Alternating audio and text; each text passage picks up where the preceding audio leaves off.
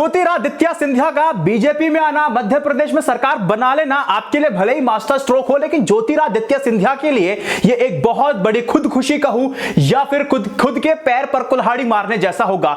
एक सवाल मैं आपसे पूछूंगा कि देशद्रोहियों के साथ क्या करना चाहिए। इसका जवाब तो मुझे आप दीजिएगा ही, लेकिन वीडियो को अंत तक अगर आप देखेंगे तो इसका जवाब आपका बदल जाएगा कि देश के देशद्रोहियों के साथ आखिर 1947 के बाद कुछ क्यों नहीं हुआ, और बाकी इस वीडियो को देखेंगे तो आपको समझ में आ जाएगा। चलिए शुरू करते हैं शो राइट न्यूज एनालिसिस।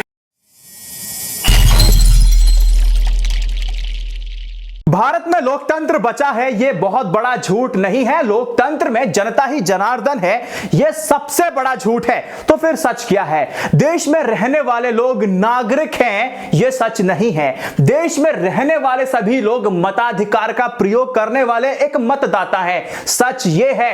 राजनीति क्या है? अगर मैं बताऊं तो राजनीति सिर्फ, अगर आपको लगता है कि राजनीति एक जनसेवा का एक माध्यम है तो आप मूर्ख नहीं, आप एक स्टेप और आगे चले जाते हैं, आप वज्र मूर्ख है। मैं आपको बता दूं कि राजनीति होती क्या है। राजनीति में आपको सुव्यवस्थित तरीके से, आपको सृजनात्मक तरीके से, आपको आत्मनिष्ठ तरीके से लूटा जाता है और आपको यह महसूस नहीं होने दिया जाता कि आप लुट चुके हैं। यह साल दर साल होने वाली एक सतत प्रक्रिया है जिसमें आप सभी ने अपने आप को यह साबित कर दिया कि हम मूर्ख हैं, मूर्ख थे और मूर्ख रहने वाले हैं और मूक बने रहेंगे। इस चीज को आप वीडियो के माध्यम से समझने की कोशिश करना। मैं कहना क्या चाहता हूं, बाकी ज्योतिरादित्य सिंधिया का बीजेपी में आ जाना कितना बड़ा अपने आप में विरोधाभास है, आप इस चीज को समझिएगा। देखिए 25 फरवरी को सिंधिया ने दिल्ली में साफ तौर पे प्रधानमंत्री नरेंद्र मोदी जी की आलोचना की थी।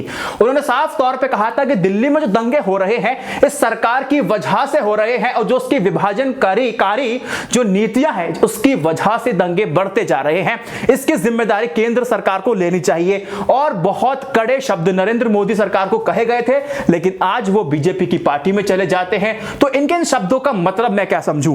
और दूसरा, ये बार बार अनएम्प्लॉयमेंट को लेकर सरकार को घेरा करते थे, रोजगार की बात पर प्रधानमंत्री नरेंद्र मोदी जी को ट्रोल किया करते थे कि अब पकोड़े भी तलवाओगे, लेकिन अब जब जा पहुंचे हैं बीजेपी की पार्टी में तो अब ये शब्द, ये सब बातें कहां चली जाती हैं, किस दिशा में चली जाती हैं, ये तो समझना आप सभी को होगा ही होगा। मैं ट्विटर पे ट्रेंड को फॉलो कर रहा था, बहुत सारे जर्नलिस्ट ये कह रहे थे कि अभी मध्य प्रदेश में तो सरकार गिरती नजर आ रही है, लेकिन अभी ऐसी कुछ खबरें आपकी राजस्थान की तरफ से भी आएंगी, महाराष्ट्र की तरफ से भी आने वाली हैं, तो उन सब ने अपने अपने तथ्य दिए थे। तो मैं आपको बता दूं कि राजस्थान में सचिन पायलट की वक्तव्य को अगर आप सुनोगे, उनके हाव भाव को अगर आप देखोगे तो वो अशोक गहलोत से नाखुश हैं और साथ ही कुछ इस तरह से अपने आप को अपमानित भी हुए हैं और महसूस भी करते हैं। और इस चीज को देखा, परखा और जाना जा सकता है वहां के कार्यकर्ताओं से, और टीवी स्क्रीन पर भी हमें दिखाई दे जाता है कि कैसे उनके साथ उनको उतनी इज्जत नहीं दी जा रही जितनी इज्जत देनी चाहिए अशोक गहलोत के द्वारा। मैं आपको एग्जांपल कई सारे देता हूं, कैसे कि बगावत होगी या नहीं होगी अलग मैटर हो जाता है, लेकिन स्वाभिमान के आगे कुछ भी हो सकता है। मैं कुछ नहीं कह सकता। जब ज्योतिरादित्य सिंधिया जब बीजेपी में आ सकते हैं इतना कठोर बोलने के बाद, तो सचिन पायलट कोई बहुत बड़ी खेत की मूली नहीं हो जाते। लेकिन फिलहाल कुछ कह नहीं सकते, राजनीति में कुछ भी हो सकता है। लेकिन अब आप समझिए, अब आपको याद होगा कि मुख्यमंत्री पद को ध्यान में रख करके ज्योतिरादित्य सिंधिया ने भी बहुत मेहनत की थी। उन्होंने कमलनाथ से ज्यादा सभाएं की थी। कमलनाथ ने तो 68 सभाएं की थी और ज्योतिरादित्य सिंधिया ने कुछ 110 सभाएं की थी, रोड शोज किए थे, हेलीकॉप्टर को अवॉइड किया था कि भैया मुख्यमंत्री वो बनने वाले हैं। कुछ इसी तरह से उसी लगन, उसी मेहनत के साथ वो लगे हुए थे। जब रिजल्ट सामने आ जाते हैं तो पासा पलट जाता है और मुख्यमंत्री बन जाते हैं कमलनाथ। अब कमलनाथ मुख्यमंत्री क्यों बनते हैं, इसके पीछे दो बड़ी वजह हैं। पहला, विधायकों का समर्थन और दूसरा सबसे बड़ा इन्वेस्टमेंट। जब मैं कल पुण्य प्रसून वाजपेयी जी को सुन रहा था, उन्होंने साफ तौर पे कहा था कि ये अपुष्ट खबर है, यानी कि कहीं रिकॉर्ड पे नहीं है कि ये कमलनाथ ने कितना पैसा खर्च किया था एज अ सीएम की पोस्ट पर। जब कहा गया कि भैया मध्य प्रदेश का चुनाव है तो पैसा खर्च करना पड़ेगा, अब बात आती है कि पैसा खर्च कौन करेगा। पैसा खर्च करने की बात आती है तो कमलनाथ कहते हैं कि मैं पैसा खर्च करने को तैयार हूं, लेकिन सिर्फ और सिर्फ एक शर्त पे। वो शर्त थी कि सीएम मैं बनने वाला हूं। तो ये बात पूरी हो जाती है। लगभग 200 करोड़ रुपए खर्च हुए थे पूरी मध्य प्रदेश की विधानसभा चुनाव में और वो सीएम बन जाते हैं। 200 करोड़, आप समझिएगा। अब होता क्या है यहां पर, मैं आपको कुछ बात बता दूं। कई लोग ये कह रहे हैं कि ज्योतिरादित्य सिंधिया के साथ नाइंसाफी हो रही है, लेकिन आज मैं बीबीसी की जब रिपोर्ट पढ़ रहा था तो ज्योतिरादित्य सिंधिया का थोड़ा एग्रेसिव बताते हैं हैं बहुत एग्रेसिव नेचर के, अहंकारी नेचर के हैं और उनका जो ग्राउंड पर जो होल्ड है वो भी थोड़ा कम होता जा रहा है। और दूसरी बात, जब विधायकों से पूछा गया कि भैया आप किसके पक्ष में आप वोट देना चाहते हैं कि कौन सीएम बनना चाहिए, ज्योतिरादित्य सिंधिया या कमलनाथ, तो सबने बोला कि कमलनाथ ही एज अ सीएम हम देखना चाहते हैं। कुछ डबल डिजिट में भी फिगर नहीं पहुंचा था कि ज्योतिरादित्य सिंधिया को एज अ सीएम बनाया जाए। तो ये कुछ बात थी और पैसे का सब खेल था, आपको समझ में आ जाना चाहिए। अब मैं चलता हूं ऐसी दूसरी तरफ, राजस्थान की तरफ। राजस्थान में भी सचिन पायलट को कहा गया था कि आप चुनावी कमान को संभालिए और आप मुख्यमंत्री बनेंगे। वो भी इसी मेहनत शिद्दत के साथ आगे बढ़ रहे थे, मान के चल रहे थे अगर चुनाव जीतेंगे तो मैं एक सीएम बन जाऊंगा। लेकिन समस्या खड़ी तब होती है जब जब रिजल्ट आ जाते हैं, जीत भी हो जाती है। सचिन पायलट ने दिखा दिया अपने दमखम की 5 साल से जो लगे हुए थे वो मेहनत का रंग कांग्रेस को ला करके दे दिया। सबसे बड़ा सवाल तब हुआ कि मुख्यमंत्री पद के लिए आला कमान ने जब पूछा कि मुख्यमंत्री सचिन पायलट बनने चाहिए या अशोक गहलोत बनने चाहिए। अब अशोक गहलोत के खिलाफ काफी अच्छे वोट पड़े, यानी कि 100 में से 44 विधायक सचिन पायलट के साथ थे कि इनको मुख्यमंत्री बना देना चाहिए। लेकिन फिर भी आला कमान सोनिया गांधी के खासम खास दोनों ही हैं, कमलनाथ भी हैं, अशोक गहलोत भी हैं, इन दोनों को इन्हें मुख्यमंत्री बना देगा। राहुल गांधी के जो युवा ब्रिगेड थे, इन दोनों को वंचित रहना पड़ गया था। तो दोनों के बहुत बड़ा धक्का लगा है। और साथ ही अगर आपको याद हो कि राजस्थान में हुआ क्या था कि मुख्यमंत्री जब बनाने की बात आई तो बहुत लंबा टाइम खिंच गया था कि मुख्यमंत्री किसको बनना है, तो बाद में अशोक गहलोत का नाम आ जाता है। अब दोस्तों मैं आपको बता देना चाहता हूं कि शपथ समारोह में उस समय हुआ क्या था। देखिए उस समय की बात है कि जब सचिन पायलट को राज्यपाल के साथ अपनी कुर्सी लगवाने के लिए एड़ी चोटी का जोर लगाना पड़ गया था। सचिन पायलट ने कैबिनेट की बैठक में जब कुर्सी को अशोक गहलोत के जस्ट बगल में लगवा लिया तो होता क्या, अगली बार जब बैठक होती है ना तो अशोक गहलोत उन्हीं की कुर्सी को, यानी सचिन पायलट की कुर्सी को मंत्रियों के साथ लगवा देते, यानी कि उनकी हैसियत बहुत ज्यादा रखी नहीं थी। तो इसको देख करके आजकल वो दिल्ली में है, जो जानकार लोग हैं वो ये कह रहे हैं कि सचिन पायलट बहुत बड़ा धमाका कर सकते हैं। लेकिन राजस्थान की जनता और मध्य प्रदेश की जनता में थोड़ा सा अंतर है, क्योंकि अल्पमत में भी सरकारें चली हैं राजस्थान में। तो देखिए जब बात ज्योतिरादित्य सिंधिया की हो रही है तो अब इनके इतिहास की तरफ ले चलता हूं।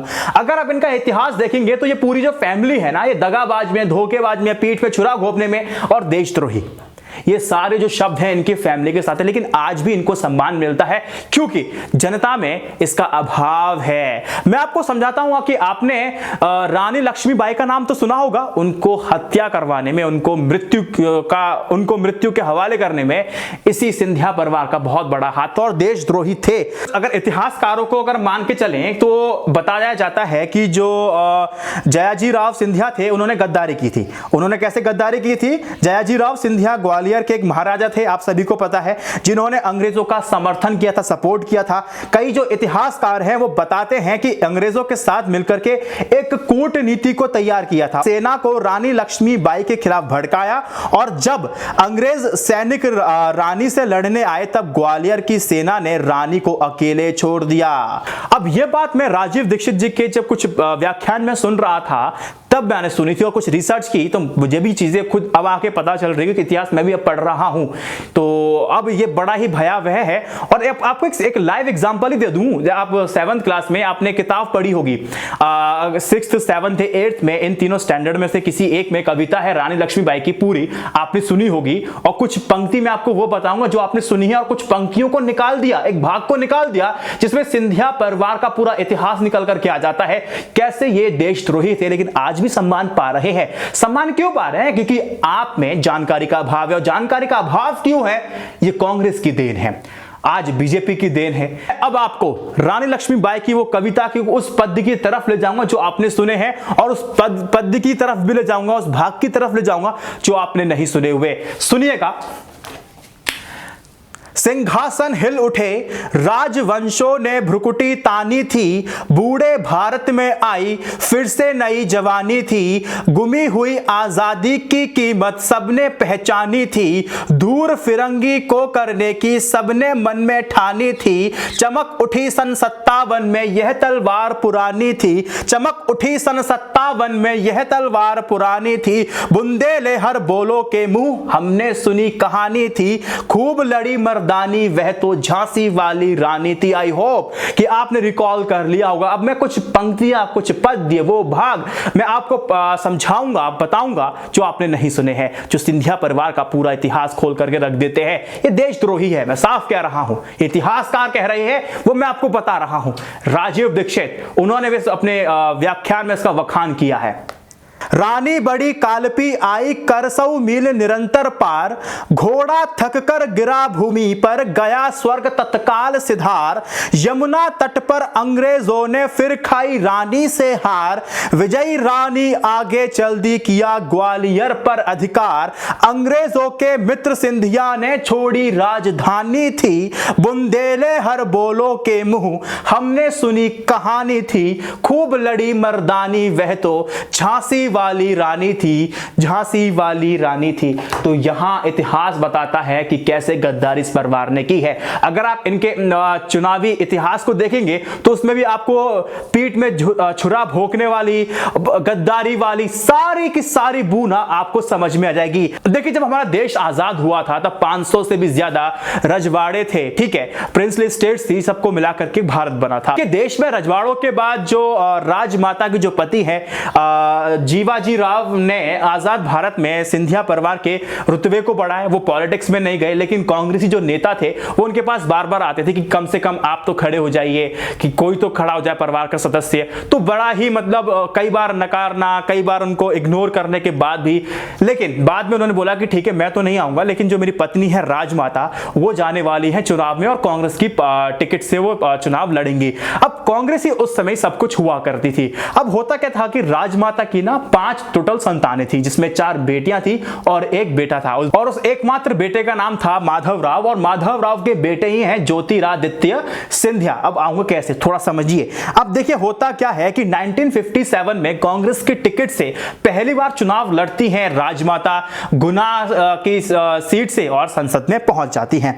और मतलब इसी तरह से यानी कि कांग्रेस के टिकट से ही उनकी शुरुआत होती है, और आने वाले वक्त में होता क्या है कि वो 8 बार संसद तक पहुंच जाती हैं। सिर्फ कांग्रेस की टिकट से नहीं, समझिए कैसे कि 2 बार कांग्रेस की टिकट से संसद तक पहुंचती हैं, 1 बार जनसंघ की टिकट से, 1 बार जनता पार्टी की टिकट से, और 3 बार बीजेपी की टिकट से संसद तक पहुंच जाती है। इस तरह से वो 8 बार संसदीय क्षेत्र तक पहुंच जाती है।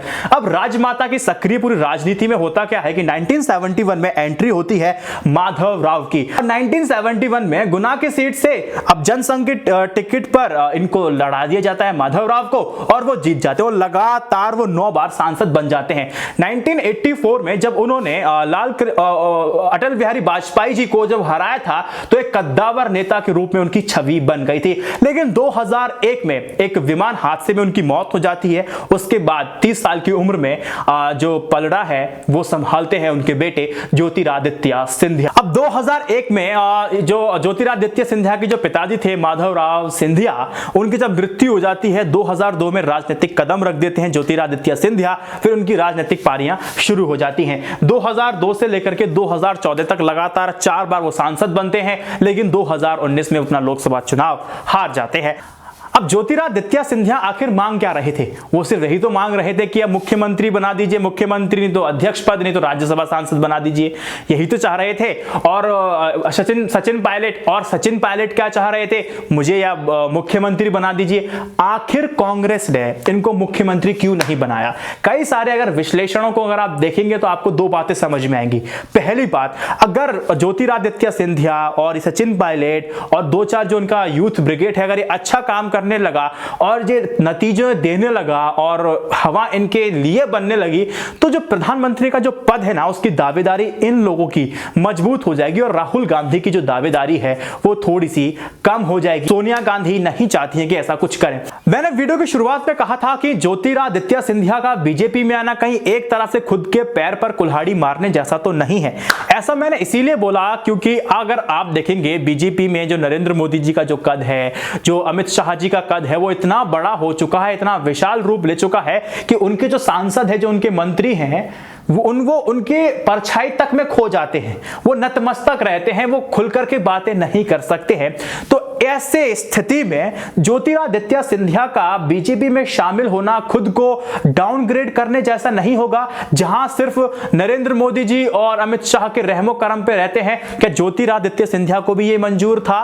क्या ज्योतिरादित्य सिंधिया को चाहते तो एक मजबूत विकल्प भी देश को दे सकते थे, तैयारी कर सकते थे, अलग पार्टी बना सकते थे। अगर हम बात करते तो बीजेपी और कांग्रेस तीसरा कोई दिखाई नहीं देता था, तो तीसरी नई राजनीति की भी शुरुआत हो सकती थी। लेकिन ज्योतिरादित्य सिंधिया ने बोला कौन पैसे लगाए, कौन इतना टाइम लगाएगा, चलो जाके छोटा सा काम कर देते हैं, करना क्या, कमाई तो करनी है, जाकर के हम बीजेपी में शामिल हो जाते हैं। अब देखिए ज्योतिरादित्य सिंधिया का मध्य प्रदेश में अगर राजनीति करनी है तो पहली बात तो जो इंटरनल जो लीडर्स हैं, जो बीजेपी के अंदर जो लीडर्स हैं, एक तो उनको आगे बढ़ने नहीं देंगे, और जब बढ़ेंगे नहीं आगे तो इनको प्रॉब्लम्स होने वाली हैं। जो प्रॉब्लम कांग्रेस में वो ये फेस करने वाले हैं। हमने कई सारे ऐसे नेता देखे हैं, ऐसे कद्दावर नेता देखे हैं जो बीजेपी की शरण में तो आए हैं लेकिन वो गुम हो गए हैं, वो अपनी अहमियत तक खो जा रहे हैं। तो ज्योतिरादित्य सिंधिया को तुरंत पद मिले ना मिले ये अलग बात हो जाती है, लेकिन मुख्यमंत्री पद की जो लालसा है इनकी रहने वाली है। अगर मुख्यमंत्री अगर नहीं बनते हैं तो ये मोदी सरकार की टॉप कैबिनेट में जरूर ये जगह लेंगे। इतना आसान नहीं है ना ही मुख्यमंत्री बन पाना और टॉप कैबिनेट में इनको जगह मिल पाना, दोनों ही काम मुश्किल है। जितना मुश्किल कांग्रेस के लिए वक्त है उतना ही मुश्किल इसके लिए भी, बीजेपी के लिए भी वक्त हो जाता है। छोटा सा एनालिसिस मैंने किया था। अब बीजेपी हो या फिर कांग्रेस हो, दोनों ने ही सिंधिया परिवार के लोगों को टिकट दिया हुआ है। अब देशद्रोही किसको बोलोगे, खुद को, इन पार्टियों को? इनको तो बोल नहीं पाओगे। नमस्कार। ज्यादा बोलूंगा तो शायद घर से बाहर भी नहीं निकल पाऊंगा। वीडियो को शेयर कीजिएगा। INI न्यूज इंडिया की फियरलेस जर्नलिज्म को सपोर्ट करने के लिए इंस्टाग्राम पे चले जाइए, इंस्टा मोजो पे चले जाइए।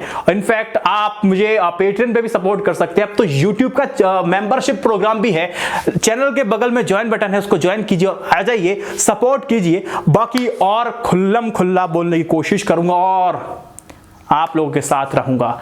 वीडियो को शेयर कीजिएगा। जय हिंद, वंदे मातरम। Stay updated, stay educated. सत्यमेव जयते। नमस्कार। खाते रहिए, पीते रहिए। भैया मुझसे सवाल तो कीजिए, लेकिन एक बार अपने नेताओं से भी करने की कोशिश कीजिए अगर हिम्मत है तो। नमस्कार। शामिल हो गए ज्योतिरादित्य सिंधिया, चलो ठीक है।